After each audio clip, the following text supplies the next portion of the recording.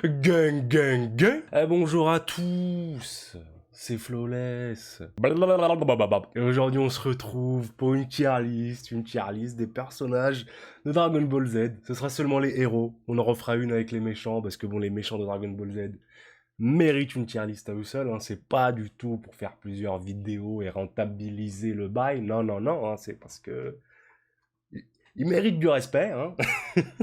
Les ratspeed du référencement, vous connaissez la routine, hein, le pouce bleu, le commentaire. Hein. On n'oublie pas de s'abonner aussi, parce que bon, c'est plus possible. Hein, regardez ça, je vous le remontre encore. Hein, c'est plus possible, j'en fais des cauchemars la nuit. Hein, j'en fais des cauchemars la nuit. Bref, on est parti. Bon, on commence avec Trunks. Trunks petit. Trunks petit, là, comme ça, je vais pas vous mentir.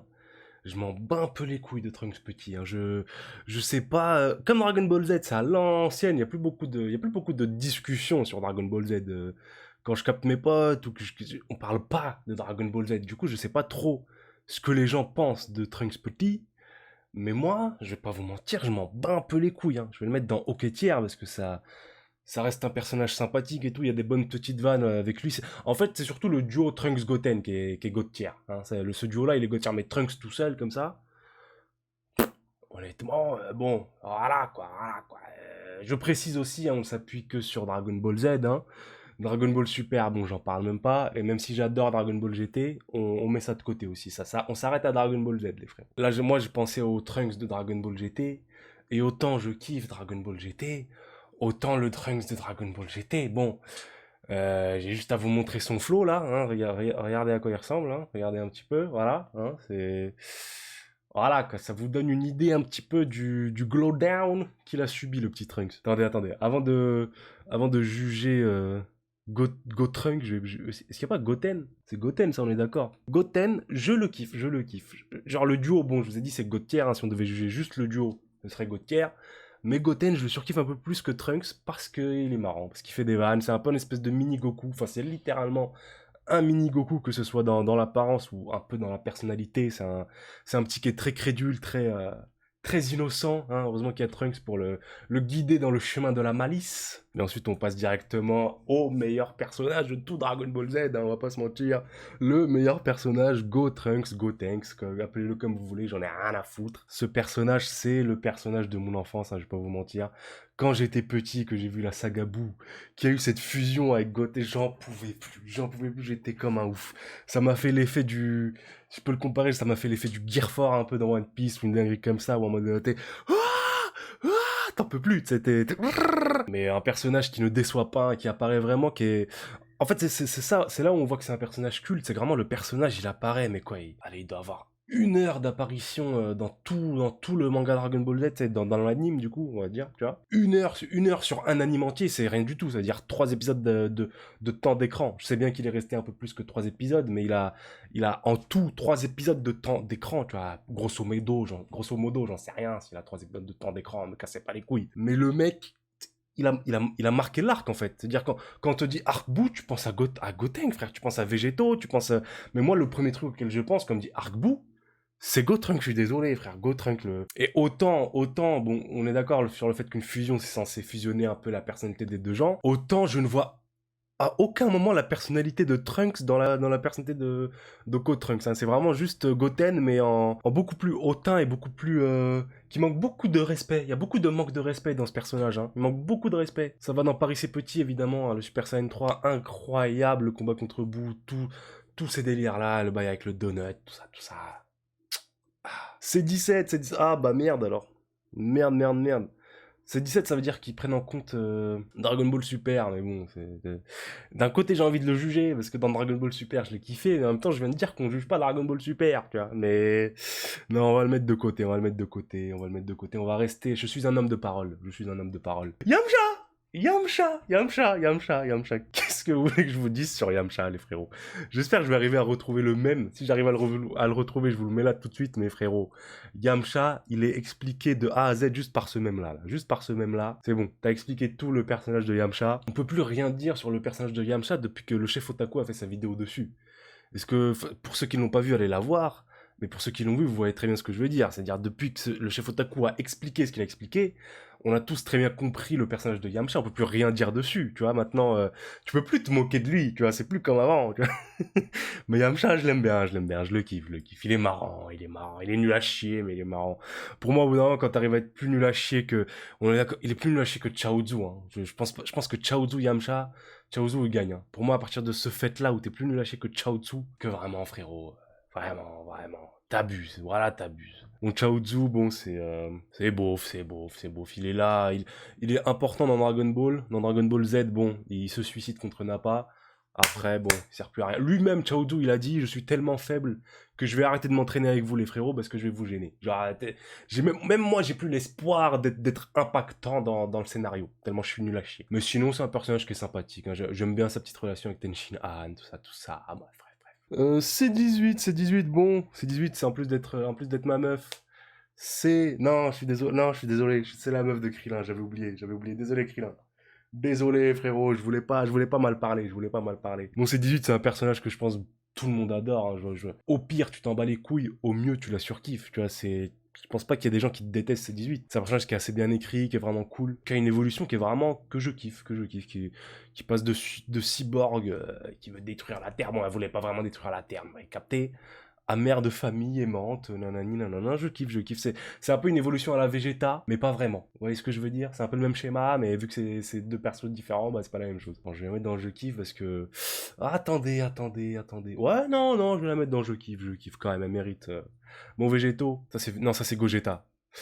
Gogeta, je vais le mettre à la fin, je suis désolé les frérots, hein. C'est pas seulement pour le watch time, mais c'est surtout parce que Gogeta, c'est tout là-haut. Tu vois, Gogeta, je le laisse à la fin, c'est la petite cerise sur le gâteau. Bon bout. Évidemment, c'est la version de Boo, juste Boo gros, hein, c'est le Boo qui a avalé le Kaioshin, je ne sais plus quoi, nanani, nanana. Évidemment, ici, hein, pas de débat de qui est le plus fort entre Kid Boo et nanana. Ce débat n'a pas lieu d'être, hein. Ce débat est fini depuis des années. Mais sinon, Boo en soi, bon, quand il était méchant, il était cool, il était vraiment cool. Il était marrant, tout ça. Mais, et puis quand il est devenu, comment dire, quand c'est devenu un allié, bah, dans Dragon Ball Z, il n'y a pas grand chose à dire dessus, hein, parce qu'on le voit juste à la fin en brrr avec Satan qui supervise le tournoi des arts martiaux. Mais sinon, on le voit vraiment mieux dans Dragon Ball GT. Non, Dragon Ball Super, ça n'existe pas. Ça n'existe pas, j'en ai rien à foutre. On le voit un peu mieux dans Dragon Ball GT, et sa place dans le scénario dans Dragon Ball GT, elle est vraiment bénéf. Elle est vraiment cool, il est vraiment bien écrit.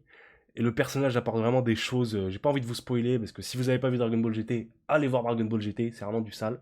N'écoutez pas les pseudo-experts qui disent ah, Dragon Ball GT, c'est de la merde et tout. Non. Faites-vous votre propre avis, les frérots. Si vous devez penser que c'est de la merde, bah allez regarder, et là vous allez penser que c'est de la merde. Si vous devez kiffer ça, bah allez regarder, et là vous allez kiffer. Mais bon, vu qu'on s'arrête à Dragon Ball Z, je vais le mettre dans OK. Je vais le mettre dans OK, pas plus que ça. Ensuite, on a Satan Petit Cœur. Est-ce que j'ai besoin de développer sur Satan Petit Cœur? Déjà, rien que le fait que je l'appelle Satan Petit Cœur. Bon, déjà, Satan Petit Cœur, hein, pas Piccolo, évidemment, hein. Pas, je pense qu'il avait un troisième nom, mais je l'ai oublié. Toriyama, c'est quand même un bon gros bourrin dans son écriture, hein. Il s'en bat les couilles. Enfin, c'est littéralement, il s'en bat les couilles, hein. C'est pas... Il s'en bat littéralement les couilles de son histoire, tu vois. Mais pour arriver à écrire un personnage comme ça, sans avoir aucun plan, sans avoir aucune vision sur ce que va être son œuvre à la suite, parce que bon, pour ceux qui ne le savent pas, quand même, Toriyama, le frérot, il écrivait ce Dragon Ball page par page, limite case après case, tu vois. Il dessinait une case, il savait pas ce qu'allait se passer ensuite, tu vois ce que je veux dire? C'est pas comme Oda qui, dès le tome 1 de One Piece, il savait exactement ce qu'allait se passer au tome 73 à la page 14 du chapitre 784. Vous voyez ce que je veux dire? Toriyama, lui, il s'en battait les couilles. Quand même réussir à écrire un perso qui est aussi beau que ça, je trouve, ça reste une prouesse. On voit que le mec, c'est un petit génie. Et on voit que le mec, c'est pas un bronquignol, il sort pas de n'importe où. Mais Satan Petit Cœur, bon, j'ai pas envie de reciter ses hauts faits d'armes, hein, parce que bon, dans Dragon Ball, bon, c'est le boss final de Dragon Ball qui en impose quand même, hein, qui en impose. Moi, le tout premier tome que j'ai acheté de manga de toute ma vie, c'est le tout premier tome de manga que j'ai acheté de toute ma vie, c'est un tome de Dragon Ball. Il est là, attendez, les frérots. C'est ce tome-là, hein, j'avais genre, je sais pas, j'avais 6-7 ans, une connerie comme ça. Vous pouvez voir qu'il est bien là, quoi, hein. Je crois que je me suis fait enculer parce que je l'ai acheté dans un... Comment on appelle ça? Dans un, tu sais, les tabacs, là, les gens qui vendent les journaux, là, là où tu vas acheter des trucs à gratter, tout ça, tu vois. Et normalement, un manga, c'est plus épais que ça, hein. C'est un peu plus épais que ça, hein, tu vois. Je sais pas combien je l'ai acheté à l'époque, mais je pense que dans tous les cas, je me suis fait enculer. Et bon, dans ce manga-là, bah, c'est le combat justement entre Sangoku jeune, hein, dans Dragon Ball, et Piccolo. Et ce combat, c'est de la dingue. C'est de la dingue, je vais pas vous mentir. Je l'ai relu je ne sais combien de fois. T'as Goku qui se fait briser les bras, qui se fait transpercer. C'est plus les combats dans Dragon Ball Super où les mecs, on te dit, ils ont la capacité de détruire l'univers. Mais quand ils se tapent, c'est à peine s'ils arrivent à détruire des rochers, frérot. Là, t'as deux mecs, frérot, Bon, bref, j'ai pas tergiversé, j'ai pas continué à développer là-dessus, bref. Dans le combat, c'est une dinguerie. C'est une combat d'une intensité sans nom, les frérots. Regardez ce genre de case. Regardez ce genre de case. Hein? Regardez-moi ça. Regardez comme c'est magnifique. On a plus ça dans Dragon Ball Super, moi, je vous le dis. Bon, bref. J'arrête de faire l'alliance. Et bon, Piccolo, vous avez capté, hein, vous avez capté. Il va dans Paris, c'est petit, les frérots, rien que pour sa relation avec Sangohan, pour tout ce qu'il a fait. Je veux dire, c'est un des seuls persos qui, même s'il est nul physiquement, je veux dire, en termes de combat, reste toujours aussi impactant dans le scénario du début jusqu'à la fin du manga. Et ça faut le faire, hein, parce que bon, les deux seuls qui ont réussi à faire ça, c'est lui et Krillin, mais Krillin reste quand même un peu plus derrière que Piccolo, parce que bon, Piccolo jusqu'à la fin, il est legit, le frérot. Jusqu'à la fin, si tu l'enlèves du manga, bah c'est plus le même manga en fait, ça change tellement de choses. Et puis bon, pour ceux qui ont vu Dragon Ball GT, vous savez, entre la relation Gohan Piccolo dans Dragon Ball GT, vous voyez très bien ce que je veux dire. Vous voyez très bien ce que je veux dire. Ça n'a rien à voir avec la relation Gohan Piccolo dans Dragon Ball Super. Hein. Bon bref, Tenshin Han. Mon Tenshin Han, c'est mon gars. Ça va dans Je kiffe. Hein. Le Kikoho, je pense que c'est une de mes techniques préférées. Tout manga confondu, c'est tellement stylé ça. Quand il la faisait contre Cell, j'étais en surkiff. Ah ah ah. Bon, je le fais assez mal. mais excusez-moi, je ne suis pas Tenshin Han. Hein. Je pense que vous l'aurez remarqué. Tenshin Han, c'est un perso qui mérite tout notre respect. Je pense que c'est un perso qui, malgré le fait qu'il soit nul à chier hein, dans Dragon Ball Z, a tout notre respect. Hein. On sait tous que le mec est là. C'est un bonhomme. Il est là. Bon, ensuite, on a Végéto. Végéto, je suis désolé, les frérots. Il mérite seulement le jeu. C'est une fusion, tout ça. Il a du flow. Hein. Il est ultra puissant, nanani, nanana. Mais moi, je suis Team Gogeta de 1 et de 2. La personnalité de Végéto, elle me fait pas autant kiffer que celle de Trunk. Excusez-moi, j'ai un peu, j'ai un peu bugué. Trunk ou celle de Gogeta. J'ai l'impression que c'est Bardock. J'ai l'impression que c'est le daron de Sangoku. Bon, le daron de Sangoku, ça va dans Je kiffe. Le film sur lui était vraiment stylé. J'ai kiffé le fait qu'on le rende pas, qu'on n'en fasse pas non plus un espèce de Sangoku bis qui veut faire le bien autour de lui. Nanana, ça reste un Saiyan, tu vois. Le mec, il vient pour détruire des planètes, tu vois ce que je veux dire. C'est on a Sangoku, bon, les frères. Qu'est-ce que vous voulez que je vous dise sur Sangoku, les frérots? Qu'est-ce que je voulais que je vous dise? Le seul truc négatif que je peux dire sur lui, c'est que c'est le plus mauvais père de tous les temps. Hein, c'est le seul truc négatif que je peux dire. Ça reste quand même assez violent comme truc négatif à dire, hein, que t'es le plus mauvais père de tous les temps. Mais c'est vrai, faut pas se mentir. Hein, faut pas se mentir, les frérots. Sinon, bon, après, c'est Sangoku, quoi. Là, comme ça, j'ai rien à dire, parce que c'est un perso qui est tellement ancré dans l'imaginaire collectif et dans mon imaginaire à moi que y a plus à défendre ce personnage, en fait. Y a plus à le défendre. C'est Sangoku, les frérots. C'est comme si tu voulais défendre Superman ou des personnages comme ça qui sont comme Dark Vador, tu vois. Qu'est-ce que tu veux aller dire? Tu vois, Dark Vador, c'est un personnage qui est là, il est ancré, tu vois, dans la pop culture, tu vois ce que je veux dire? Là, c'est la même chose pour Sangoku, tu vois. Mais personnellement, vous avez eu peur, hein, vous avez peur. Hein. Ça va dans Paris, c'est petit, évidemment. Évidemment, ça va dans Paris, c'est petit, les frérots. Ah là là, pour moi, un des meilleurs combats, tout manga confondu, c'est le combat Vegeta Sangoku, premier round, hein, celui juste avant d'aller sur Namek. Je vous parle pas de celui pendant l'arc Boo. Ce combat-là, il était incroyable. Incroyable, c'est vraiment un des combats de mon enfance, mais quand je vous dis mon enfance, c'est vraiment genre 4-5 ans, ouais, quand j'étais vraiment tout petit. Et ce combat-là, je m'en rappelle encore comme si c'était hier, quand j'étais devant la télé, genre, waouh, le Kaioken, les frérots. Pour moi, le Kaioken, c'est la transformation la plus stylée, tout manga confondu. Tout manga confondu, je sais pas pourquoi, je pense que si je la trouve aussi stylée, c'est parce que elle est tellement sobre, tu vois. Elle est tellement sobre, mais elle fait le taf. C'est juste une transformation qui va multiplier ta force, tu vois. Et puis rien que dans la mise en scène du Kaioken, t'as juste une vieille aura rouge autour de toi, tu vois. On n'est pas dans les délires où Son Goku, il a des cheveux bleus, nanani, c'est juste une petite aura rouge autour de toi. Tu deviens un peu plus tokos, tu vois. Je vais vous mettre une petite image de Son Goku. Regardez ça, regardez ce corps de bonhomme, tu vois. Regardez c'est autre chose que le Super Saiyan God, hein. C'est autre chose, hein. C'est autre chose. Tu vois, là, on est sur un vrai bonhomme avec de la testostérone en lui. Vous voyez ce que je veux dire? Krillin, ça va dans Paris, c'est petit, je suis désolé. C'est mon gars, c'est mon gars. J'ai même pas donné d'argument pour Krillin, je le kiffe. Il me fait marrer, il m'a fait péter des barres dans Dragon Ball. Il m'a fait kiffer dans Dragon Ball Z, même si c'est par-ci par-là, hein, évidemment. Puis bon, une de mes techniques préférées aussi de Dragon Ball Z, c'est son bail, là. Je sais pas comment ça s'appelle, son Sangohan. Alors là, Sangohan, je vous avoue, je le kiffais quand il était tout petit, contre Raditz. Bon, ensuite, après, dans la saga Saiyan, il fait rien du tout, hein, dans la saga Saiyan. En fait, moi, je sais même pas pourquoi je m'étale comme ça, Sangohan, frère, Sangohan, ça va dans Paris, c'est petit. En fait, ça va dans Paris, c'est petit, pas simplement parce qu'il est chaud, mais parce que moi, je kiffe en fait, je kiffe la logique et la constance de son écriture, en fait. Toriyama, il est pas tombé dans le bail de le transformer en une espèce de Sangoku bis, d'en faire le mec fan de combat, tout ça qui veut se taper. C'est vraiment, il a sa personnalité propre. Et jusqu'au bout, il s'y tient. C'est-à-dire que lui, s'il se combat contre Cell, tout ça, c'est parce que la planète, elle va canner, en fait. Hein. C'est pas parce qu'il aime se battre comme son daron, c'est pas parce qu'il a des choses à prouver. Lui, il en a rien à foutre de ça, frère, son Gohan. S'il fait ça, c'est juste parce que, bon, faut sauver la Terre et que, voilà, il est là. Tu vois. Je suis passé par là, je veux bien vous aider. Tu vois ce que je veux dire?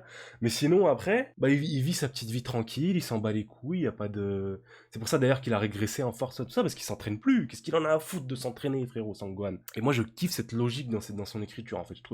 Je kiffe que le personnage ait cette subtilité-là, malgré son daron exécrable, hein. Et puis j'aimerais lancer un petit débat que j'ai pas souvent vu sur l'internet. Mais pour vous, est-ce que Son Goku aurait pu battre Cell ou pas à l'époque du Cell Game?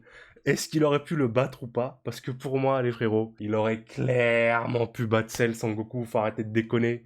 Ça arrête Son Goku, les frérots. C'est le héros principal du manga. Ok, d'accord, son fils, il a plus de potentiel que lui, nanana, mais ça reste Son Goku.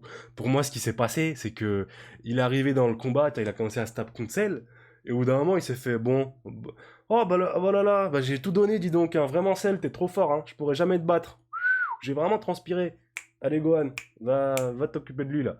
C'est parce il voulait pousser son fils hors de ses retranchements, il voulait... En fait, de mon point de vue, je pense que Sangoku, il voulait faire naître en Sangohan un amour du combat. Et pour lui faire naître cet amour du combat, je pense que Sangoku, il s'est dit, faut le pousser dans ses retranchements, faut le pousser à bout, hors de ses limites, nanani, nanana. Et vu que c'est le plus mauvais père de tous les temps, il s'est dit, bon, on va mettre en jeu l'avenir de la planète, peut-être même de l'univers, en se donnant pas à 100% contre Cell, et en laissant mon gamin là faire le taf, quitte à prendre le risque qu'il canne pendant le combat, hein. Bref. Puis bon, hein, la transformation en Super Saiyan 2, je pense que c'est limite le meilleur moment de tout Dragon Ball, hein. La transformation de Sangohan en Super Saiyan 2, elle est incroyable. Ensuite on a Tortue Géniale, ça va dans Paris c'est petit, Tortue Géniale, évidemment. Vous voulez qu'il aille où d'autre, les frérots? Vous voulez qu'il aille où d'autre? Moi je me rappelle quand j'avais, je sais pas, 5 6 ans encore, un truc comme ça, je regardais Dragon Ball à la télé. Le moment où t'as Bulma qui soulève sa jupe et qu'elle a pas de culotte, j'en pouvais plus. Bon, bref, Vegeta, bon. Là, vous allez me crier dessus. Enfin, je veux dire, bon, Vegeta, je vais pas développer sur Vegeta. Je pense que c'est le personnage le plus populaire de ce manga. Il est plus populaire que Sangoku, les frérots, c'est pour vous dire. Il y a des tas de vidéos, il y a eu des tas de débats sur Vegeta. Je vais pas développer plus que ça sur lui. Je vais juste vous dire que moi je le kiffe, mais sans plus. Je le kiffe, mais sans plus. Voilà, quoi. Il mérite pas d'être en dessous, faut pas exagérer. Et on finit. Ah non, on n'a pas fini. Encore deux personnages. On a Trunks du futur. J'étais comme un gamin quand il est arrivé du futur, hein. Voilà, Trunks, bon, bref. Quand il est arrivé du futur et qu'il a enculé Freezer et le roi Cold et ce... Ça, j'aurais pas à le refaire, je sais plus exactement quel moment il a fait, mais... Ça là, ce truc-là, qu'est-ce que ça m'avait fait kiffer quand j'étais petit, ça me fait toujours autant kiffer, hein. Ça veut rien dire, hein. Aucun personnage de Dragon Ball n'a jamais eu à faire de mouvements bizarres pour sortir une technique, même lui, je suis sûr. Ces mouvements-là, ils ont servi à rien pour sortir la technique, mais qu'est-ce que c'était stylé. Il va dans je kiffe. Bon, quand il est revenu du futur, j'ai surkiffé, mais après, dans la suite, bon, je m'en suis un peu battu les couilles de lui. Il est cool. J'aime bien son développement, sa relation qu'il a avec Vegeta, nanani, nanana, mais sinon, sans plus. Gogeta, les frérots.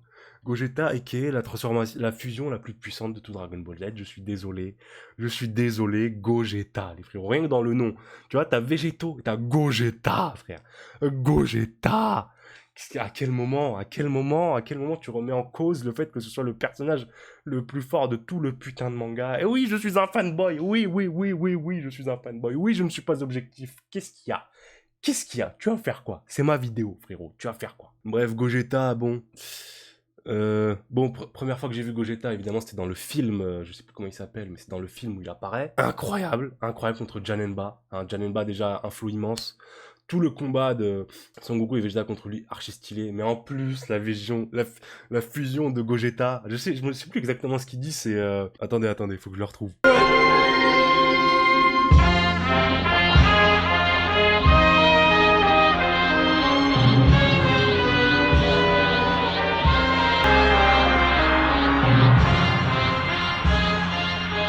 Tu ne me connais pas, je ne suis ni Sangoku ni Vegeta.